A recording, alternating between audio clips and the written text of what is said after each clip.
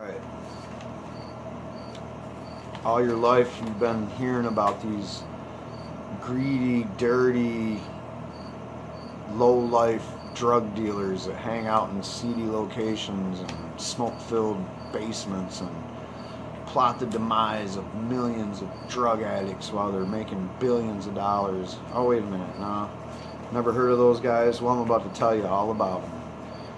Now, this is from an article called Meet the Secret of Family Making Billions from America's Painkiller Overdose Epidemic. There's other articles that you can dig around and find about the 16th richest family in America, Forbes magazine, blah, blah, blah. This is from McLaughlin and Gibson. I forgot what publication we're from.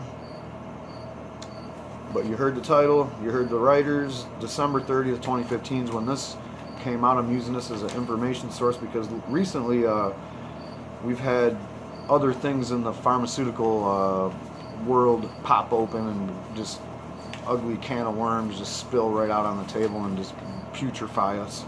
Like we got the Martin Shkreli, who recently chimed in on the EpiPen situation, who recently chimed in on the this and the that and the other. Well, these guys have destroyed more lives than greed will ever destroy. And I'm not so sure if it was because they were greedy or they just, their whole lives, their family's been pharmaceutical industry insiders. And that's the way all these big pharma companies that we always complain about in the medical marijuana business were, oh, who are these dark, sinister people? They're all family businesses.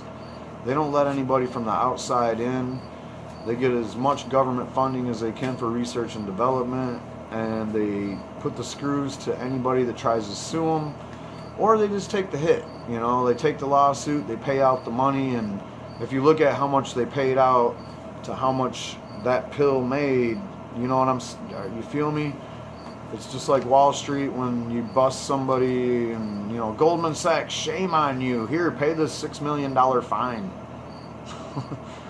That's like asking like somebody at McDonald's to give your change to charity or something. It's just nothing to them, you know, like whatever, man. So yeah, these people are the most evil, sinister drug dealers on the planet because Oxycontin, I just hate saying it. It just sounds, it rolls off the tongue. It just sounds like some person that has their nose is about to half fall off their face because they're so hooked on drugs that they're sniveling to the ground even right after they did their first hit of the day, you know, like it's just terrible what they, you know, this drug was invented to be some kind of a, oh, it's not addictive because it's slow time release, whatever, man. Anytime you put out something that pure, it's addictive. So anyway, if you're looking for the root cause of prescription painkiller addiction crisis sweeping the nation, you'll have to look at one of the wealthiest families in the world you've probably never heard of. This year, Forbes magazine named the Sackler family the owners of Purdue Pharma, maker of Oxycontin, on the list of America's richest family with an estimated net worth of $14 billion. Prescription painkillers like Oxycontin are so powerful that the state of Kentucky sued Purdue Pharma in 2014 seeking $1 billion in damages due to the widespread addiction epidemic that created a residual wave of crime as addicts willing to do anything to afford their next fix committed robberies, thefts, and violent crimes. Meanwhile, all those people's lives are ruined forever and they're in prison or out of prison with records. Destroyer of lives. Oxycontin just ravaged this country for decades now, just killing us. According to the Bowling Green Daily News, Kentucky ranks in the top 5 states with the most painkiller prescriptions. In Kentucky, there are 128 painkiller prescriptions for every 100 adults. So at this point, you're talking about something that's not just an epidemic of something that people have to do because they're addicted, but it's also like if you're not addicted, You'll go sprain your knee or something because the economy's so bad in Kentucky, dirt poor everywhere. Um, Everybody's got a script, so you can sell it and make money, pay your bills. Disgusting. Or buy your medical marijuana because you know what, that you actually need medicine, and that shit is not medicine, man. The Sacklers are behind a nationwide effort to stop any and all legislation aimed at slowing down the prescription of the highly addictive painkillers like Oxycontin, one of the strong painkillers which killed 16,000 Americans in 2013. In fact, 4 times as many Americans died from prescription painkiller overdoses in 2013 than in 1999, according to the Center for Disease and Control. The CDC discovered that in 2012, doctors wrote 259 million prescriptions for opioid-based pain relievers. That's enough for every American adult to have a bottle of painkillers at their disposal. It's a 300% increase since 1999. 2 million Americans aged 12 or older either abused or were dependent on opiate pain relievers in 2013. 16,000 people died in the United States from overdose related to opiate painkillers alone in 2013, 4 times the number of 1999. Now remember, 1999 is when Oxycontin started really flooding the market, by the way. And it's not like it's the only one that increased its bump. And then after George W. Bush had his Medicare expansion, things started getting a little bit better for the opioid market and doctors and pharmaceutical companies and pharmacies and generic pill manufacturers and the like. They all seen a huge boom, you know.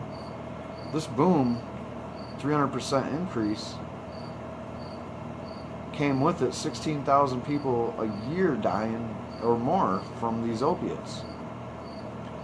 Oxycontin accounts for 30% of the painkiller market and has annual sales of $2.5 billion per year. Now, besides this lawsuit that hasn't been settled yet in Kentucky, they also had another lawsuit that did get settled back in the day, and that was kind of the same thing. I think it was in Kansas or something like that. It was $800,000. These are drops in the bucket for somebody that makes $2.5 billion a year just on the Oxycontin. That's not the only pill that Purdue manufactures. Purdue has their fingers in a lot of other pharmaceutical drugs, including Valium, including other drugs under that, I don't know what you call that market, the tranquilizer market. You'll never see another orange bottle again if you smoke this stuff. That stuff is all garbage. Xanax, any kind of your typical meth that they give you at the pharmacy, the Adderall. All you got to do is normalize your brain and your chemicals with marijuana, and you won't need none of that crap. Pain, this is the best thing there is for pain. It's not even addictive. You don't even, like, if you miss a day with this, you don't get sick. You get sick of the stupid bullshit, but you don't get literally sick. According to the 2013 National Survey on Drug Use and Health, an astonishing 80% of heroin users started out with opiate-based pain relievers, painkillers, orange bottles, Vicodins, Percocets. Then you have your fake shit like Demerol, fentanyl. Then you have real shit like morphine. It's all garbage, man. It's all garbage. The whole opium plant is garbage. It's great if you want to get away from life and dream a little. But man, I mean, I can't talk anybody out of doing drugs, but opiates, especially the ones that they put in little orange bottles and put a smile on a doctor's face as he's handing off the script to you, it's disgusting. So to increase their already considerable wealth, the Sackler family has systematically blocked attempts to curb opiate addiction by funding a massive network of nonprofits with vague sounding names whose sole purposes for existence is battling new regulations on prescriptions. As the Intercept previously reported, okay, so this is the Intercept, credit, Big Pharma has poured millions of dollars into this lobbying effort. Some of the biggest lobbying organizations received this money include the Washington Legal Foundation, the Pain Care Forum, the Power of Pain Foundation. Evil sounding Orwellian names, by the way. Anyway, the U.S. Chamber of Commerce, Washington's biggest and most well-heeled corporate lobbyist. According to a complaint filed by the city of Chicago, Bert Rosen, the chief in-house lobbyist for Purdue Pharma, controls the Pain Care Forum. The Washington Legal Foundation, a nonprofit interest law firm, threatened to take legal action against the CDC's proposed guidelines. The foundation does not disclose donations, but has received grants from Purdue Pharma and filed briefs on behalf of the drug company in the past. When you're around this long as these big players, you got to have those inside players. And man, sounds like they got some of the biggest chess pieces on the board working for them. The Power of Pain Foundation is also funded by Purdue Pharma and is calling on supporters to contact the Center for Disease, CDC, claiming that the intent of the guidelines is to take pain medications away. The U.S. Chamber of Commerce, which receives funding from drug makers, is also taking action against the proposed guidelines. An article in Legal Newsline, which is a PR operation of the U.S. Chamber of Commerce, so they basically just write stuff for the Chamber of Commerce to make them sound good, ironically accuses the CDC of appointing a distinguished lunatic fringe professor to its panel of experts serving as consultants for responsible painkiller prescription.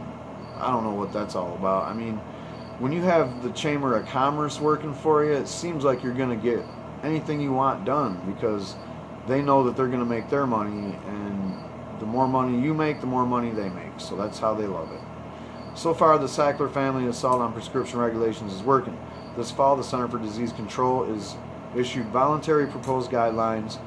Remember, this is last year, so in 2015 in the fall, the Center for Disease Control issued voluntary proposed guidelines that recommend non-pharmacological treatment as a preferred treatment for chronic pain not directly related to cancer. The CDC was set to finalize new guidelines for a January release date, but abruptly changed course and will instead open guidelines to public debate after several industry-funded groups pushed back. It sounded like they were about to say, we only approve something like a medical cannabis.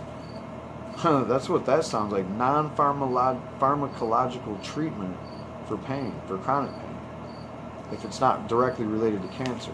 Well, sometimes pain is pain, buddy. It doesn't matter where it comes from. And I think medical marijuana is your best bet. The Sacklers stand to gain considerably from the continued overprescription of Oxycontin. Americans are responsible for 81% of the global consumption of products containing oxycodone, which is the main ingredient in Oxycontin, which is hydrocodone, like boiled down to be even more pure. Americans also consume nearly 100% of the world's hydrocodone supply, which is the active ingredients in painkillers like Vicodin. I don't even got to tell you that that's overwhelmingly taking devastating effects on our health, our humanity, and it's leading people down the road into heroin addiction. It's far time for us to stop acting like marijuana is something bad, whereas these opiate painkillers that are wiping towns out, wiping people out, wiping out whole areas down south, out east, out west, everywhere. Get a grip, man. Medical marijuana is the only way that this country is going to be saved from opiates. And I love it. We can do it.